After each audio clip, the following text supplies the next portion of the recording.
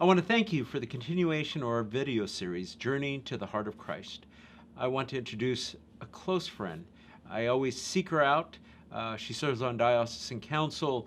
She has this faithfulness, this joy. Her smile is infectious, and this deep love for Jesus Christ that she has.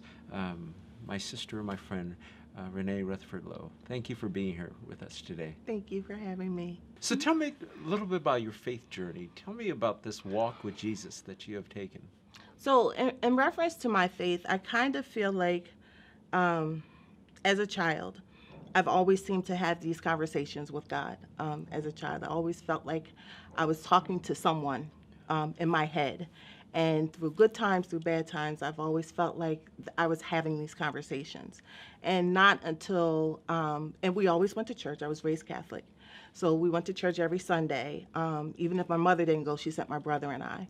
But in these conversations, I never realized until I got older that these conversations for me were conversations with God. So they become prayers in my head. Those conversations turn into my grateful journey, journal that I make. I have a journal where I keep what I'm grateful about. So those kind of things come out of my head now as I'm an adult and become real existing things, you know. So my faith, I think, has been rounded by my mother, who has always been very spiritual, very religious, and very loyal to anything that she encounters. So with church, it's always been, we got to go, we need to be there. It's something that's going to make you feel better. And to me, it does. So going to church makes me feel better. I feel like if I'm there, I belong there, and something great is going to happen. And every time I go, I feel like something great happens. Well, you hit on three important things that I keyed when I was listening to you, because there's a mystery in our faith tradition also. That's closely aligned to the Roman Catholic Church, but we have this deep mystery about not knowing God. But, you know, that talking and that interaction internally and externally, the prayers, and that's beautiful. But gratitude. Yep. Gratitude seems to be forgotten. And that's so true. I think that I teach. I'm a teacher for the Philadelphia School District, and I feel like that's one of the lost items of raising children today, is to be grateful. As a teacher, some of the students that you see, I bet there's great joys and deep pains. And how do we connect them with God? I really feel like the connection with our faith and our children has to be more firmly grounded.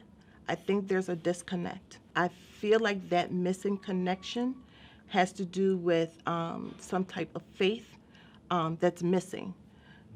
And like I said before, to know that nothing that you have, nothing that you are, came from your own existence. It came from something higher than you, and that something is God.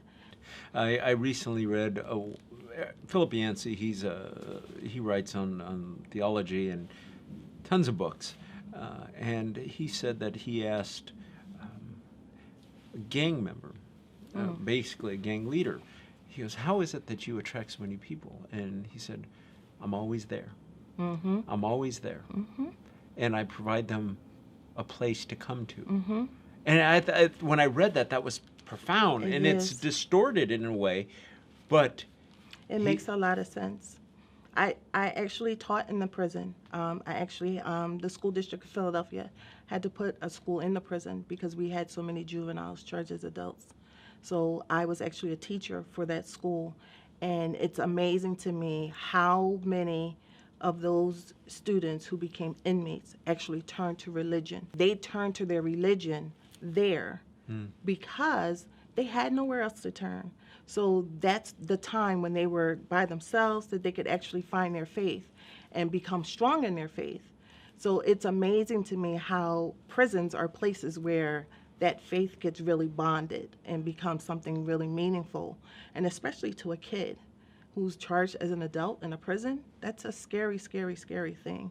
I've seen kids who we've read about in newspapers who, you know, supposedly done some horrible things, but the life that they're about to face is amazingly scary. Yes.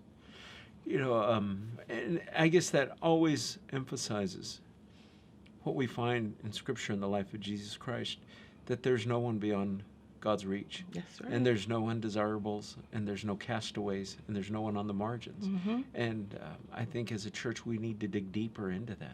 Well, I want to thank you. It's just Thank you. joyful, and you're just a gift. And keep teaching, and Yes. through your life you're preaching. And Yes. so thank you very much.